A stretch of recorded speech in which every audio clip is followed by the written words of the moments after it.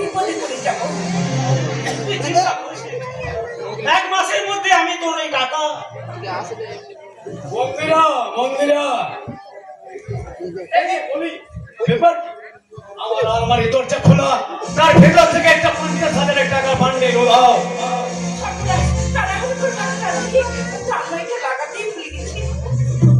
দেখি মোহন, তুমি কতক্ষণে? এই তো এক্ষুনি।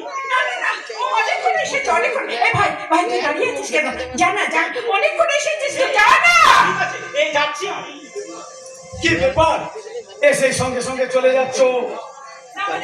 মায়ের খুব অসুখ করেছে তো, সেই খবরটা জানাতেই ভাই এসেছিল। অনেকক্ষণ এসেছে, এবারও চলে যাক। ভাই জানা জানা, দাঁড়িয়ে আছিস কেন? জানা। আরে দাঁড়াও দাঁড়াও, তুমি ওটা তোকে এখান থেকে তাড়াবার জন্য এত ব্যস্ত হয়ে উঠে গেছো কেন বলো তো? আমার এক টাকার বান্ডিল ওটা হওয়ার পিছনে ওর কোনো সম্পর্ক নেই তো?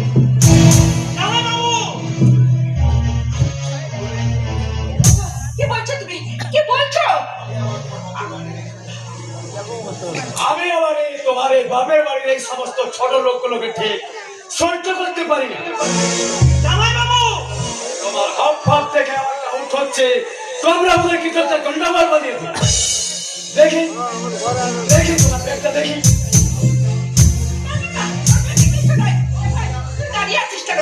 জানা রে ভাই, বাড়ি যা। মায়ের ভীষণ অসুস্থ, মাকে ডাক্তার দেখাতে হবে। যা যা। আপনি আমাকে জোর সন্দেহ করছেন জামাই বাবু?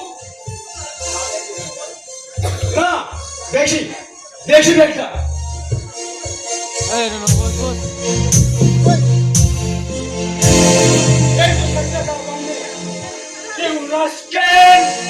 তোমাকে আমি পুলিশে দেবো। দোহাই তোমার, ওগো, ছেড়ে দাও।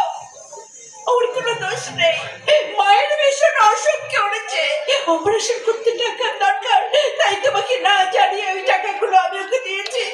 এবারের মতো তুমি ওকে ক্ষমা করে দাও। তবে রে শয়তান,